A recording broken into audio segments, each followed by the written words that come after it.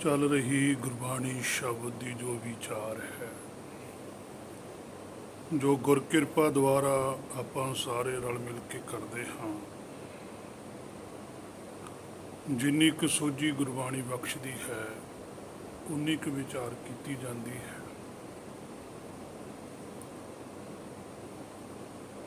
अज का जो फरमान है साहिब का, जिसकी विचार ਆਪਾਂ गुरकिरपा द्वारा सारे रल मिल के करांगे। ਏਵੜ ऊंचा होवे कोय, तिस ऊंचे को जाने सोय। वैसे भी ਆਪਾਂ ਪਿੱਛੇ काफ़ी विचार पिछलियां पंक्तियां विच करके आए। असल विच गल विचारन वाली है कि पातशाह गुरु नानक साहिब इन्हां मत्तां दीयां गल्लां बार बार क्यों करते हैं। क्योंकि सच धर्म का रस्ता जो बड़ा बारीक है ते कठिन भी बड़ा है। सो इसनूं समझना कोई इन्ना सौखा नहीं, क्योंकि इस रस्ते नूं बिगाड़न वालियां दी गिणती है जिहड़ी वो असंखां दे विच है।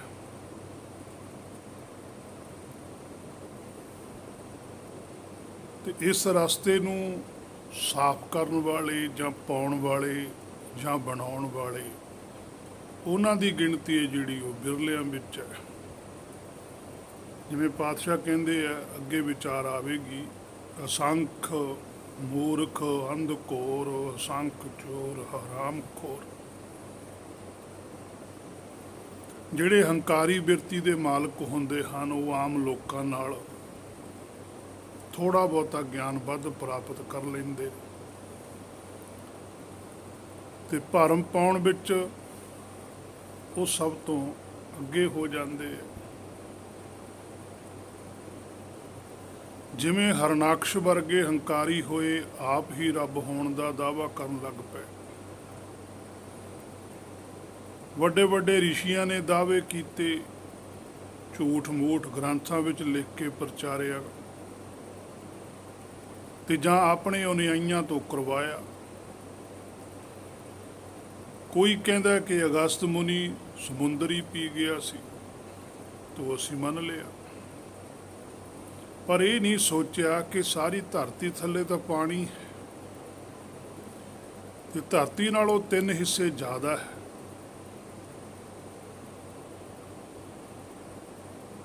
फिर अगस्त मुनि पी के पानी समुंदर का खड़िया किथे, क्योंकि धरती तो पानी के उपर तैरदी। जदों थल्लों पानी पीता हो अगस्त मुनि ने तो पानी निकल गया होना, धरती रही हो। सो होर बथेरियां ऐसियां रब दे शरीक बनन दियां कथा कहानियां असीं सुणदे हां कि जी हनुमान सूरज मूँह च पा गया सी,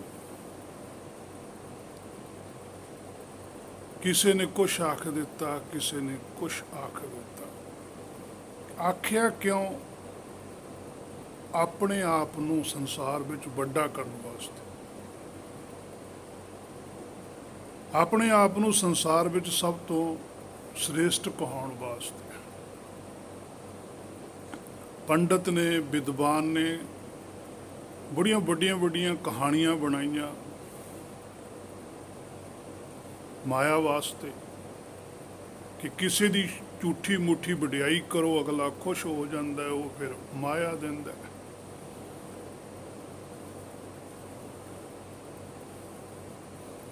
सिद्धां दियां साखियां बना दित्तियां कि सिद्ध जी हवा विच उड़दे सी, वो मंत्र पढ़ते सी छपन हो जाते सी, मंत्र पढ़ते सी धरती तो लैके आकाश जिन्ने लंबे हो जाते सी, मंत्र पढ़ते सी बड़े बड़े पहाड़ों का रूप धारण कर लेंदे सी, दरख्त बन जाते सी। पता नहीं की कुछ ऐसा विख्यान किया गया।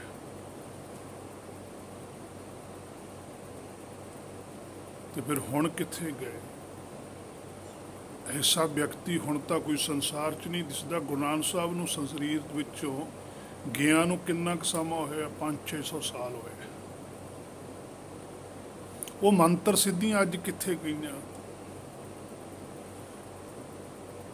ਜੇ ਉਹਨਾਂ ਮੰਤਰਾਂ ਦੇ ਨਾਲ ਇਸ ਤਰ੍ਹਾਂ ਹੁੰਦਾ ਹੈ ਕਿ ਸਰੀਰ ਵੱਡਾ ਹੋ ਜਾਂਦਾ ਹੈ, ਸਰੀਰ ਛੋਟਾ ਹੋ ਜਾਂਦਾ, ਚੌੜਾ ਹੋ ਜਾਂਦਾ, ਤਾਂ ਮੰਤਰ ਅੱਜ ਵੀ ਮੌਜੂਦ ਹੋਣੇ ਚਾਹੀਦੇ। ਅੱਜ ਤੱਕ ਕੋਈ ਵੱਡਾ ਛੋਟਾ ਨਹੀਂ ਹੁੰਦਾ।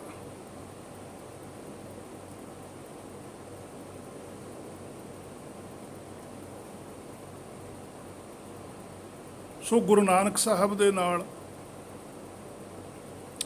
ਸਿੱਧਾਂ ਦੀ ਗੋਸ਼ਟ ਹੋਈ।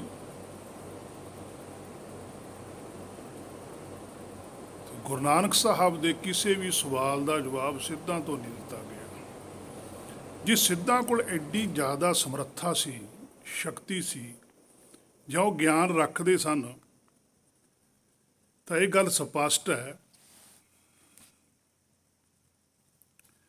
ਕਿ ਫਿਰ ਉਹ ਗੁਰੂ ਨਾਨਕ ਸਾਹਿਬ ਦੀ ਜੋ ਵੀ ਵਿਚਾਰਧਾਰਾ ਸੀ ਉਹਦਾ ਜਵਾਬ ਦਿੰਦੇ। ਉਹਦਾ ਜਵਾਬ ਤਾਂ ਕੋਈ ਦਿੱਤਾ ਨਾ ਗਿਆ ਉਹਨਾਂ ਤੋਂ। ਸੋ ਪਾਤਸ਼ਾਹ ਦੇ ਕਹਿਣ ਦਾ ਭਾਵ ਹੈ ਕਿ ਕੋਈ ਜਿੱਡਾ ਮਰਜ਼ੀ ਦਾਅਵੇ ਕਰੀ ਜਾਵੇ, ਪਰ ਹੁਕਮ ਨਾਲੋਂ ਕੋਈ ਵੱਡਾ ਨਹੀਂ ਹੋ ਸਕਦਾ, ਪਰਮੇਸ਼ਰ ਨਾਲੋਂ ਕੋਈ ਵੱਡਾ ਨਹੀਂ ਹੋ ਸਕਦਾ। ਸੋ ਅੱਜ ਵੀ ਕਥਾ ਕਹਾਣੀਆਂ ਬਥੇਰੀਆਂ ਚੱਲਦੀਆਂ ਹਨ ਭੈ ਦੇਣ ਲਈ।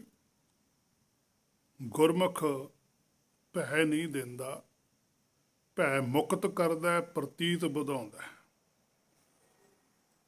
ਭਾਵੇਂ ਕਿਸੇ ਹੁਕਮ ਵੀ ਬੁੱਝ ਲਿਆ ਤਾਂ ਵੀ ਉਹਨਾਂ ਨੇ, ਜਿਹਨੇ ਵੀ ਹੁਕਮ ਨੂੰ ਬੁੱਝਿਆ, ਉਹ ਵੀ ਹੁਕਮ ਵੱਡਾ ਜਿੱਡਾ ਨਹੀਂ ਬਣ ਸਕਦਾ। ਹੁਕਮ ਬੁੱਝ ਕੇ ਵੀ ਉਹ ਹੁਕਮ ਦੇ ਅਧੀਨ ਹੀ ਰਹਿੰਦਾ, ਹੁਕਮ ਦਾ ਪਾਰਾਵਾਰਾ ਨਹੀਂ ਪਾ ਸਕਦਾ। ਜਿਹੜੇ ਆਖਦੇ ਹਨ ਕਿ ਅਸੀਂ ਰੱਬ ਨੂੰ ਪਾ ਲਿਆ, ਰੱਬ ਦੇ ਦਰਸ਼ਨ ਕਰ ਲਏ, ਇਹਦਾ ਮਤਲਬ ਰੱਬ ਫਿਰ ਉਹਨਾਂ ਦੇ ਅਧੀਨ ਹੈ। ਕਿਉਂਕਿ ਜਦੋਂ ਤੁਸੀਂ ਕਿਸੇ ਨੂੰ ਦੇਖੋਗੇ ਉਹ ਤੁਹਾਡੇ ਸਾਹਮਣੇ ਹੋਊਗਾ, ਫਿਰ ਉਹ ਸਰਬ ਵਿਆਪੀ ਨਹੀਂ ਹੋਊਗਾ। ਗੁਰਬਾਣੀ ਜਿਹੜੀ ਗੱਲ ਕਰਦੀ ਹੈ, ਗੁਰਬਾਣੀ ਸਾਡੇ ਆਪਣੇ ਮੂਲ ਦੀ ਗੱਲ ਕਰਦੀ ਆ, ਸਾਨੂੰ ਆਪਣੇ ਆਪੇ ਨੂੰ ਜਣਾਉਣ ਦੀ ਗੱਲ ਕਰਦੀ। ਸੋ ਗੁਰੂ ਨਾਨਕ ਸਾਹਿਬ ਕਹਿੰਦੇ ਏ ਵੱਡ ਉੱਚਾ ਹੋਵੇ ਕੋਈ, ਕਹਿੰਦੇ ਐਡਾ ਵੱਡਾ ਜੇ ਕੋਈ ਹੈ ਤਿਸ ਉੱਚੇ ਕੋ ਜਾਣਾ ਸੋ, ਉਹੀ ਜਾਣ ਸਕਦਾ ਜਿਹੜਾ ਕਿ ਹੁਕਮ ਦੇ ਜਿੱਡਾ ਹੀ ਹੋਵੇ। ਜਿੱਡਾ ਹੁਕਮ ਹੈ ਉੱਡਾ ਹੀ ਕੋਈ ਹੋਵੇ, ਫੇਰ ਹੀ ਉਹਨੂੰ ਜਾਣ ਸਕਦਾ ਨਾ, ਐਵੇਂ ਤਾਂ ਨਹੀਂ ਜਾਣਿਆ ਜਾ ਸਕਦਾ। ਸੋ ਜਿਨ੍ਹਾਂ ਨੇ ਹੁਕਮ ਨੂੰ ਜਾਣ ਲਿਆ, ਬੁੱਝ ਲਿਆ, ਉਹ ਉਹਦੇ ਜਿੱਡਾ ਨਹੀਂ ਹੋ ਸਕਦਾ। ਉਸ ਉੱਚੇ ਨੂੰ ਤਾਂ ਉਹੀ ਜਾਣ ਸਕਦਾ ਜੇ ਕੋਈ ਉਸ ਤੋਂ ਵੱਡਾ ਹੋਵੇ। ਹੁਣ ਰੱਬ ਤੋਂ ਵੱਡਾ ਤਾਂ ਕੋਈ ਨਹੀਂ ਆ, ਪਰਮੇਸ਼ਰ ਤੋਂ ਵੱਡਾ ਤਾਂ ਕੋਈ ਨਹੀਂ।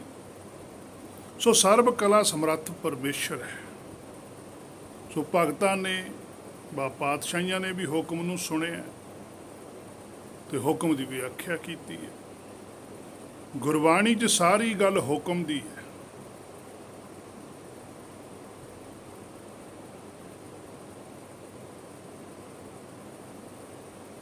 ਹੁਕਮ ਬੁੱਝਣ ਵਾਲਿਆਂ ਨੇ ਵੀ ਇਹੀ ਆਖਿਆ ਕਿ ਉਹ ਸਭ ਤੋਂ ਸ੍ਰੇਸ਼ਟ ਹੈ, ਉਹ ਤੋਂ ਸ੍ਰੇਸ਼ਟ ਕੋਈ ਨਹੀਂ। ਜਿਨ੍ਹਾਂ ਨੇ ਹੁਕਮ ਨਹੀਂ ਬੁੱਝਿਆ ਪਰ ਕੁਝ ਗਿਆਨ ਪ੍ਰਾਪਤ ਕਰ ਲਿਆ, ਉਹਨਾਂ ਨੇ ਭਰਮ ਵਸ ਪੈ ਕੇ ਆਪਣੇ ਆਪ ਨੂੰ ਹੀ ਵੱਡਾ ਮੰਨ ਲਿਆ। ਅੱਜ ਵੀ ਵੱਡਾ ਮੰਨਦੇ ਹਨ ਧਾਰਮਿਕ ਆਗੂ ਜਾਂ ਹੋਰ ਅਮੀਰ ਬੰਦੇ, ਬਦਮਾਸ਼, ਦਹਿਸ਼ਤ ਪਾਉਂਦੇ ਹਨ, ਪਰ ਉੱਤੋਂ ਦਾਸ ਕਹਾਉਂਦੇ,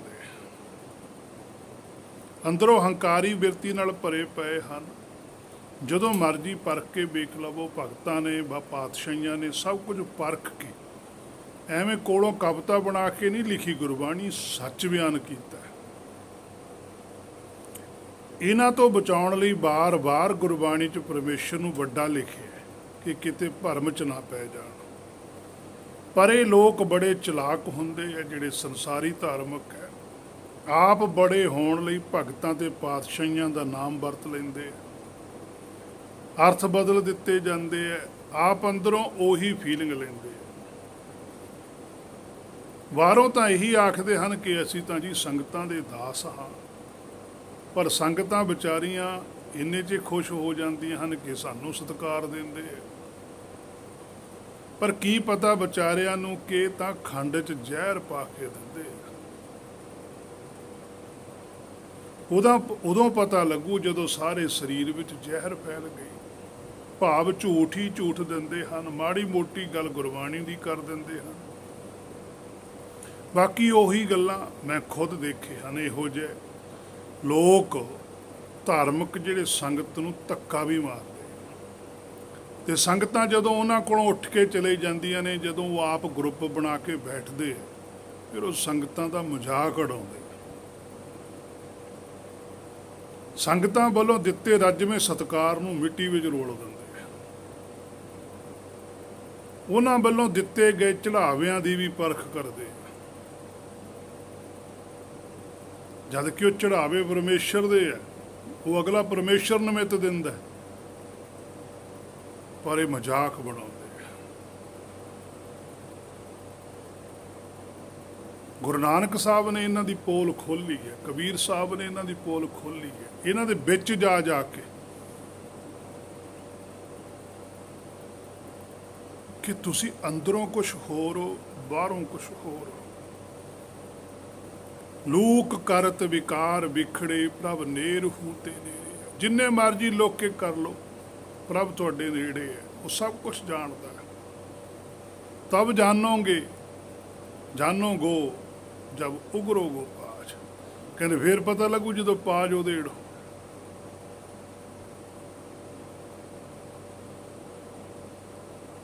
ਤਾਂ ਹੀ ਤਾਂ ਪਾਤਸ਼ਾਹ ਨੇ ਲਿਖਿਆ ਕਿ ਹਰ ਕੇ ਇਹ ਸੰਤ ਨਹੀਂ ਹੈ, ਇਹ ਬਨਾਰਸ ਕੇ ਠੱਗ ਨੇ। ਉਹ ਹਰ ਕੇ ਸੰਤ ਨਾ ਆਖੀਏ, ਬਨਾਰਸ ਕੇ ਠੱਗ। ਕਿ ਕਿਸੇ ਦੇ ਬਣਾਏ ਹੋਏ ਸੰਤ ਨਹੀਂ ਹੈ, ਪੰਜ ਪ੍ਰਵਾਨ ਨਹੀਂ ਹੈ, ਰੀਤ ਮੁਤਾਬਕ ਬਣ ਗਏ। ਨਹੀਂ ਬਣਨਾ ਚਾਹੀਦਾ, ਸਗੋਂ ਕਹਿਣ ਉਹ ਕਿ ਸਾਡੇ 'ਚ ਉਹ ਕੁਆਲਿਟੀ ਨਹੀਂ ਹੈ, ਅਸੀਂ ਨਹੀਂ ਇਹੋ ਜਿਹੇ।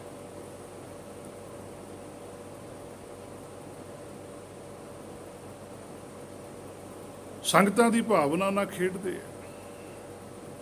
ਪਾਤਸ਼ਾਹ ਜੀ ਨੇ ਬਾਰ-ਬਾਰ ਇਹਨਾਂ ਤੋਂ ਸੁਚੇਤ ਰਹਿਣ ਲਈ ਕਿਹਾ ਕਿ ਡਰੋ ਨਾ, ਇਹਨਾਂ ਤੋਂ ਸੱਚ ਪੁੱਛੋ, ਜੇ ਨਹੀਂ ਦੱਸਦੇ ਤਾਂ ਕਿਨਾਰਾ ਕਰੋ, ਹੋਰ ਕੋਈ ਹਰਕਾ ਸੰਤ ਲੱਭੋ। ਹਾਂ ਗੁਰਮੁਖ ਢੂੰਡ ਢੂੰਡਿੰਦਿਆਂ, ਹਰ ਸੱਜਣ ਲੱਦਾ ਰਾਮ ਰਾਜ। ਗੁਰਮੁਖ ਹਮੇਸ਼ਾ ਹੀ ਲੱਭਣੇ ਪੈਂਦੇ,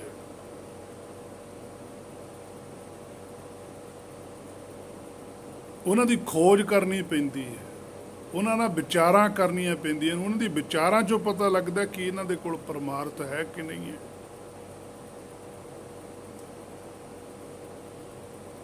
ਇਕੱਲੇ ਸੰਤ ਤਾਂ ਸਾਰੇ ਹੀ ਠੱਗ ਨੇ। ਬਸ ਪਾਤਸ਼ਾਹ ਦਾ ਫਰਮਾਨ ਹੈ, ਮੰਨੋ ਭਾਵੇਂ ਨਾ ਮੰਨੋ, ਉਹ ਤਾਂ ਸਾਡੇ ਤੇ। ਹਰ ਕਾ ਸੰਤ ਪੂਰਨ ਹੁੰਦਾ ਹੈ। ਪੂਰਨ ਸੰਤ ਦੀ ਪਛਾਣ ਕਰਨੀ ਬਹੁਤ ਸੌਖੀ ਹੈ। ਅੱਜ ਦੇ ਸਮੇਂ ਦੇ ਅੰਦਰ ਕਈ ਤਾਂ ਕਹਿ ਦਿੰਦੇ ਆ ਵੀ ਪੂਰਨ ਮਹਾਂਪੁਰਖ ਭੂਆ ਵਾਹਿਗੁਰੂ। ਪੂਰਨ ਮਹਾਂਪੁਰਖ ਤਾਂ ਮੇਰੇ ਮੂੰਹੋਂ ਨਿਕਲ ਗਿਆ। ਪੂਰਨ ਮਹਾਂਪੁਰਖ ਤਾਂ ਪਰਮੇਸ਼ਰ ਹੈ। ਪੂਰਨ ਸੰਤ ਦੀ ਪਛਾਣ ਕਰਨੀ ਬੜੀ ਔਖੀ ਹੈ, ਆਮ ਲੋਕ ਕਹਿ ਦਿੰਦੇ ਆ। ਪਰ ਜਿਹਦੇ ਕੋਲ ਗੁਰਬਾਣੀ ਦੀ ਸੋਝੀ ਹੈ ਉਹਨੂੰ ਬੜੀ ਸੌਖੀ ਹੈ, ਕਿਉਂਕਿ ਸਾਰਾ ਕੁਝ ਗੁਰਬਾਣੀ ਦੇ ਅੰਦਰ ਲਿਖਿਆ ਪਾਤਸ਼ਾਹ ਨੇ ਕਿ ਜਿਹੜਾ ਪੂਰਨ ਸੰਤ ਹੈ ਉਹ ਕਿਹੋ ਜਿਹਾ ਹੁੰਦਾ ਹੈ।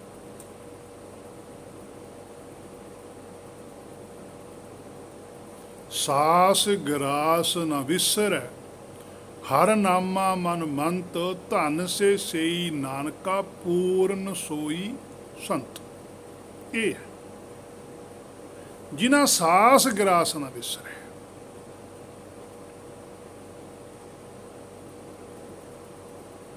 ਐਸਾ ਕੋਈ ਵਿਅਕਤੀ ਲੱਭੋ ਸੰਸਾਰ ਦੇ ਅੰਦਰ, ਇਹ ਲੱਭਣਾ ਪਊਗਾ। ਤੇ ਜਾਂ ਜਿਹੜੇ ਵਿਚਰਦੇ ਆ ਸੰਸਾਰ ਦੇ ਅੰਦਰ, ਉਹਨਾਂ ਨੂੰ ਦੇਖ ਲਓ ਕਿ ਉਹਨਾਂ 'ਚ ਇਹ ਚੀਜ਼ ਹੈ। ਜੇ ਤਾਂ ਉਹਨਾਂ ਕੋਲ ਚੀਜ਼ ਹੈ ਫਿਰ ਤਾਂ ਪੂਰਨ ਸੰਤ ਹੈ, ਜੇ ਨਹੀਂ ਹੈਗੀ ਫਿਰ ਨਹੀਂ ਮੰਨਣਾ ਚਾਹੀਦਾ।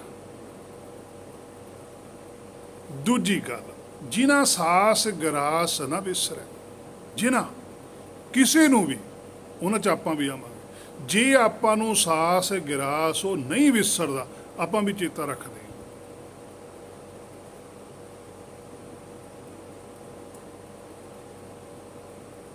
ਪੂਰਨ ਸੋਈ ਉਹੀ ਪੂਰਨ ਸੰਤ ਹੈ।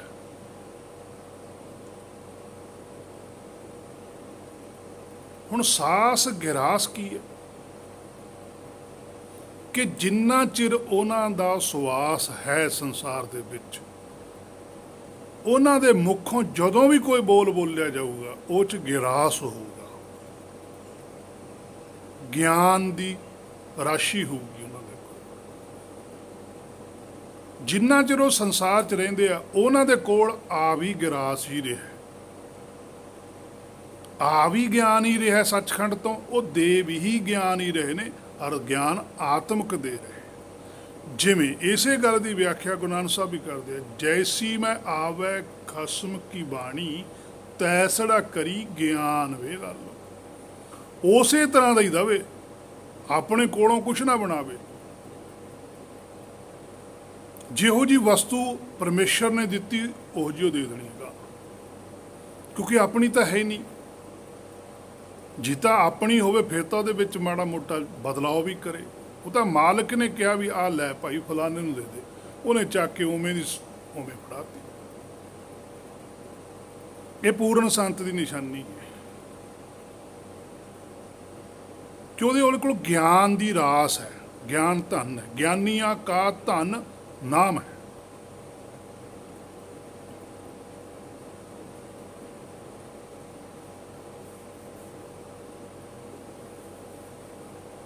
ਪਰ ਪੂਰਨ ਸੰਤ ਦੀ ਪਛਾਣ ਤਾਂ ਆਊਗੀ ਜੇ ਸਾਡੇ ਅੰਦਰ ਵੀ ਭੁੱਖ ਹੋਵੇ ਪੂਰਨ ਬਣਨ ਦੀ।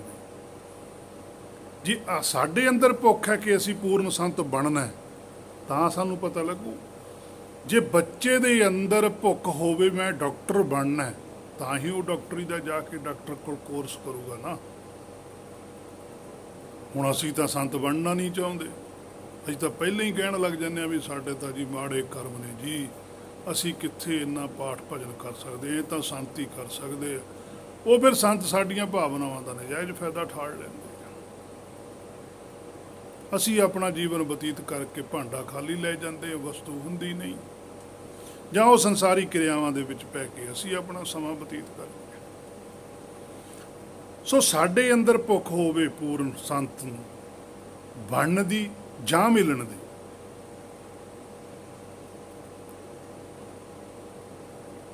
ਤਾਂ ਉਹ ਸੰਤ ਮਿਲ ਜਾਂਦਾ, ਅਸੀਂ ਖੁਦ ਬਣ ਵੀ ਸਕਦੇ ਹਾਂ। ਸਾਨੂੰ ਤਾਂ ਹੁਣ ਭੁੱਖ ਹੈ ਤੋਂ ਉਲਟ ਮਾਇਆ ਦੀ।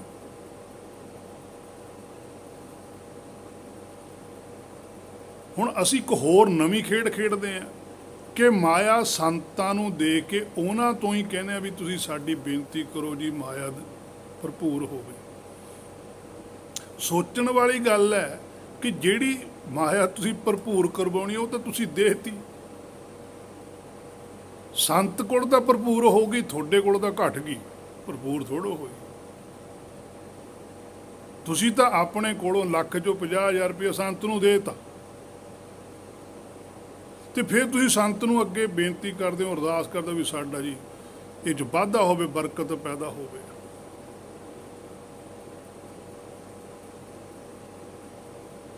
ਕਿਵੇਂ ਹੋਵੇਗੀ? ਨਹੀਂ ਹੋਵੇਗੀ। ਬਰਕਤ ਪੈਸੇ 'ਚ ਤਾਂ ਹੋ ਸਕਦੀ ਹੈ ਜਾਂ ਤਾਂ ਤੁਸੀਂ ਉਹਨੂੰ ਬੈਂਕ 'ਚ ਰੱਖੋ, ਉਹਤੇ ਵਿਆਜ ਪਵੇ, ਤਾਂ ਉਹਨੇ ਵਧਣਾ ਹੈ। ਜਾਂ ਜੋ ਤੁਸੀਂ ਕੋਈ ਬਿਜ਼ਨਸ ਕਰਦੇ ਹੋ, ਬਿਜ਼ਨਸ ਦੇ ਵਿੱਚ ਵੀ ਰਿਸਕ ਹੁੰਦਾ, ਕਦੇ ਵਾਧਾ ਹੋ ਜਾਂਦਾ, ਕਦੇ ਘਾਟਾ ਹੋ ਜਾਂਦਾ ਹੈ। ਸੋ ਜਿਹੜਾ ਪੂਰਨ ਸੰਤ ਹੈ ਉਹ ਇਸ ਗੱਲ ਤੋਂ ਰੋਕ ਲਾਊਗਾ ਵੀ ਜਿਹੜੇ ਤੂੰ ਪੈਸੇ ਸਾਨੂੰ ਦੇ ਕੇ ਚੱਲੇ, ਇਹ ਪੈਸਾ ਲੋੜਵੰਦ ਲਈ ਅਸੀਂ ਵਰਤਾਂਗੇ, ਜਿੰਨੀ ਕੁ ਲੋੜ ਸਾਨੂੰ ਹੋਊਗੀ ਅਸੀਂ ਵਰਤ ਲਾਂਗੇ। ਉਸ ਤੋਂ ਵੱਧ ਜੇ ਕੋਈ ਸਾਡੇ ਕੋਲ ਲੋੜਵੰਦ ਆਇਆ ਅਸੀਂ ਭਾਈ ਉਹਨੂੰ ਦੇ ਦੇਣੀ। ਜਿਹੜੀ ਗੱਲ ਬਰਕਤ ਪੈਦਾ ਹੋਣ ਦੀ ਹੈ ਉਹ ਪਰਮੇਸ਼ਰ ਦੇ ਹੱਥ ਹੈ, ਸਾਡੇ ਨਹੀਂ ਹੈ। ਉਹ ਦੇਣਾ ਲੈਣਾ ਉਹਨੇ ਹੈ। ਤੇਰੀ ਖੁਸ਼ੀ ਹੈ ਸਾਨੂੰ ਦੇ ਜਾ, ਤੇਰੀ ਖੁਸ਼ੀ ਹੈ ਨਾ ਦੇ ਕੇ ਜਾ, ਇਹ ਤੇਰੇ ਤੇ ਹੈ।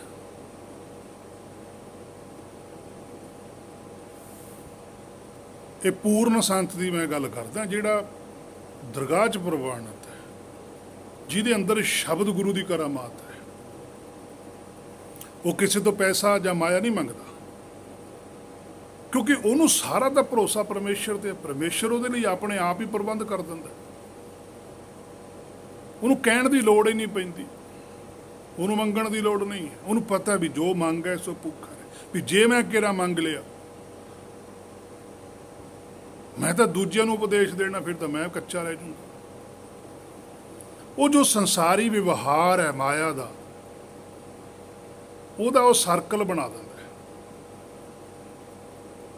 ਉਹਨਾਂ ਨੂੰ ਜੇ ਵੀ ਕੋਈ ਵੀ ਆ ਕੇ ਦੇ ਕੇ ਜਾਂਦਾ ਵੀ ਜੀ ਸਾਡੇ ਵੱਲੋਂ ਪੈਸੇ ਹੈ ਜੀ, ਉਹ ਕਹਿੰਦਾ ਵੀ ਠੀਕ ਹੈ। ਉਹ ਜਵਾਬ ਨਹੀਂ ਦਿੰਦਾ ਵੀ ਨਾ ਦਿਓ, ਉਹ ਪੈਸੇ ਲੈ ਲੈਂਦਾ।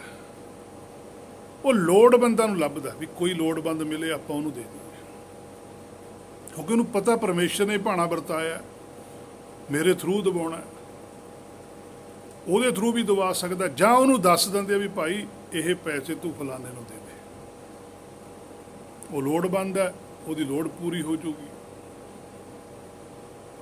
ਪਰ ਇੱਥੇ ਮਾਇਆ ਦੀ ਅਰਦਾਸ ਨਹੀਂ ਹੋਊਗੀ। ਇਹ ਨਹੀਂ ਵੀ ਤੂੰ ਹੁਣ ਸਾਨੂੰ ਪੈਸੇ ਦੇ ਕੇ ਬਾਅਦ ਸਾਨੂੰ ਕਹੇ ਵੀ ਤੁਸੀਂ ਜੀ ਚ ਬਰਕਤ ਪੈਦਾ ਕਰੋ, ਇਹ ਨਹੀਂ। ਜੇ ਫਿਰ ਇਹੀ ਕਰਨਾ ਤਾਂ ਫਿਰ ਤਾਂ ਅਸੀਂ ਉਹ ਕਰ ਲਈਏ। ਹਾਂ, ਅਸੀਂ ਨਾਮ 'ਚ ਬਰਕਤ ਪੈਦਾ ਹੋਣ ਦੀ ਬੇਨਤੀ ਕਰ ਸਕਦੇ ਹਾਂ, ਤੈਨੂੰ ਸਲਾਹ ਦੇ ਸਕਦੇ ਹਾਂ ਕਿ ਨਾਮ 'ਚ ਬਰਕਤ ਕਿਵੇਂ ਪੈਦਾ ਹੁੰਦੀ ਹੈ, ਕਿਉਂਕਿ ਸਾਡੇ ਕੋਲ ਨਾਮ ਹੈ। ਨਾਨਕ ਕਹਿ ਕਰ ਕੇਵਲ ਨਾਮ, ਸੰਤਾਂ ਨਾਨਕ ਜੀ ਵੱਲੋਂ ਨਾਮ ਮਿਲੇ। ਜਿਹੜੀ ਵਸਤੂ ਸਾਡੇ ਕੋਲ ਆ ਉਹ ਕਿਵੇਂ ਵੱਧਦੀ ਹੈ ਉਹਦਾ ਤਾਂ ਅਸੀਂ ਤੈਨੂੰ ਵਿਚਾਰ ਦੱਸ ਸਕਦੇ ਹਾਂ। ਜਿਵੇਂ ਕਿ ਕਿਸਾਨ ਇਹ ਤਾਂ ਦੱਸ ਸਕਦਾ ਵੀ ਕਿਹੜੀ ਫਸਲ ਬੀਜ ਕੇ ਕਿੰਨਾ ਝਾੜ ਨਿਕਲਦਾ, ਪਰ ਜੇ ਹੁਣ ਉਹ ਕਿਸਾਨ ਨੂੰ ਜਾ ਕੇ ਕਹੋ ਵੀ ਸੋਨਾ ਜੀ 22 ਕੈਰਟ ਦਾ ਕਿਹੜਾ ਹੁੰਦਾ, 24 ਦਾ ਕਿਹੜਾ ਹੁੰਦਾ, 1 ਰੱਤੀ ਕਿੰਨਾ ਹੁੰਦਾ, ਉਹ ਕਿਸਾਨ ਕਹੂਗਾ ਵੀ ਮੇਰਾ ਤਾਂ ਕੰਮ ਹੀ ਨਹੀਂ ਹੈਗਾ। ਇਸੇ ਤਰ੍ਹਾਂ ਗੁਰਮੁਖ ਨੇ, ਗੁਰਮੁਖ ਕਹਿੰਦੇ ਨਾਮ ਦੀ ਗੱਲ ਕਰ, ਸਾਡਾ ਤਾਂ ਵਿਸ਼ਾ ਹੀ ਇਹ ਹੈ। ਪੂਰਨ ਸੰਤ, ਪੂਰਨ ਗੁਰਮੁਖ, ਤੇ ਜਿਹੜੇ ਅਧੂਰੇ ਹੈ ਉਹਨਾਂ ਦਾ ਤੁਹਾਨੂੰ ਪਤਾ ਹੀ ਹੈ ਸੰਸਾਰ 'ਚ ਕਿੰਨਾ ਕੁਛ ਹੈ। ਸੋ ਸਾਨੂੰ ਤਾਂ ਭੁੱਖ ਹੀ ਮਾਇਆ ਦੀ ਹੈ, ਮਾਇਆ ਦੇ ਕੇ ਹੀ ਸੰਤਾਂ ਤੋਂ ਮਾਇਆ ਮੰਗਦੇ ਹਾਂ। ਹੈਰਾਨੀ ਹੈ, ਜੇ ਮੰਗਣੀ ਮਾਇਆ ਹੀ ਸੀ ਫਿਰ ਦੇਣੀ ਕਿਉਂ? ਫਿਰ ਤਾਂ ਉਹੀ ਰੱਖ ਲੈਂਦੇ ਨਾ। ਅੱਗੋਂ ਸ਼ਾਂਤੀ ਕਹਿੰਦਾ ਕਿ ਭਾਈ ਨਾ ਮਾਇਆ ਦਿਓ, ਉਹ ਤਾਂ ਅੱਗੋਂ ਨਵੀਆਂ ਨਵੀਆਂ ਜੁਗਤਾਂ ਬਣਾਉਂਦੇ ਹਨ ਮਾਇਆ ਲੈਣ ਦੀਆਂ। ਉਹ ਆਪਣੇ ਕੋਲੋਂ ਨਵੀਂ ਤੋਂ ਨਵੀਂ ਕਾਢ ਕੱਢ ਲੈਂਦੇ, ਪਰ ਉਹ ਸੰਤ ਨਹੀਂ ਹੈ। ਹਰ ਕੇ ਸੰਤ ਨਹੀਂ ਹੈ, ਇਕੱਲੇ ਸੰਤ ਹੋ ਸਕਦੇ। ਹਰ ਕਾ ਸੰਤ ਕਦੇ ਵੀ ਮਾਇਆ ਦੀ ਭੁੱਖ ਨਹੀਂ ਦਿਖਾਉਂਦਾ।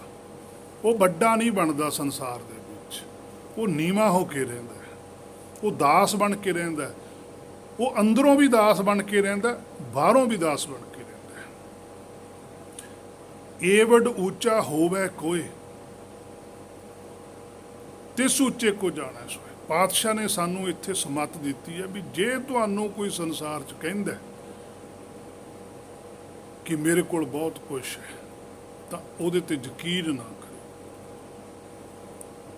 ਕਿਉਂਕਿ ਜੋ ਕੁਛ ਪਰਮੇਸ਼ਰ ਕੋਲ ਹੈ ਉਹ ਸੰਸਾਰ 'ਚ ਕਿਸੇ ਵਿਅਕਤੀ ਕੋਲ ਨਹੀਂ ਹੋ ਸਕਦਾ, ਭਾਵੇਂ ਭਗਤ ਵੀ ਕਿਉਂ ਨਾ ਹੋਵੇ। ਭਗਤ ਕੋਲ ਵੀ ਸਰੀਰ ਹੈ, ਕੀ ਪਤਾ ਸਰੀਰ ਕਦੋਂ ਛੱਡਣਾ ਪੈ ਜਾਵੇ, ਔਰ ਕੀ ਪਤਾ ਭਾਣਾ ਕੀ ਵਰਤ ਜਾਵੇ। ਤਾਂ ਹੀ ਕਬੀਰ ਸਾਹਿਬ ਨੇ ਆਖਿਆ ਸੀ, ਅਜੇ ਸੋ ਨਾਓ ਸਮੁੰਦਰ ਮੈਂ ਕਿਆ ਜਾਣੇ ਕਿਆ ਹੋ। ਕੋਈ ਪਤਾ ਨਹੀਂ ਭਾਣਾ ਕੀ ਵਰਤ ਜਾਣਾ। ਖਿਨ ਮੈਂ ਨੀਚ ਕੀਟ ਕੋ ਰਾਜ ਹੈ, ਮਾੜ ਜਾ ਕੇ ਮਨ ਮਾਇਆ 'ਚ ਚਲਾ ਗਿਆ, ਬਸ ਖੇਡ ਖਤਮ। ਮਾਇਆ ਦਾ ਪ੍ਰਭਾਵ ਸਰੀਰ 'ਚ ਰਹਿੰਦਿਆਂ ਰਹਿੰਦਿਆਂ ਕਿਸੇ ਵੇਲੇ ਵੀ ਪੈ ਸਕਦਾ ਹੈ। ਦੇਖੋ ਕਿੱਥੋਂ ਤੱਕ ਲਿਖਦੀ ਹੈ ਗੁਰਬਾਣੀ ਚ, ਪਾਤਸ਼ਾਹ ਨੇ ਲਿਖਿਆ ਅੰਤ ਕਾਲ ਜੋ ਨਾਰਾਇਣ ਸਿਮਰੈ ਐਸੀ ਚਿੰਤਾ ਮਹਿ। ਦੇਖੋ ਉੱਥੇ ਵੀ ਚਿੰਤਾ ਹੈ ਹਜੇ ਵੀ, ਕਿਉਂਕਿ ਹਜੇ ਸਿਮਰ ਹੈ, ਹਜੇ ਲਗਾਤਾਰ ਉਹਦੀ ਯਾਦ ਵਿੱਚ ਜੁੜਿਆ ਹੋਇਆ, ਹੁਕਮ 'ਚ ਚੱਲ ਰਿਹਾ। ਹੁਕਮ 'ਚ ਚੱਲਦੇ ਨੂੰ ਵੀ ਚਿੰਤਾ ਵੀ ਕਿਤੇ ਕੁਛ ਹੋ ਗਿਆ ਜੀ।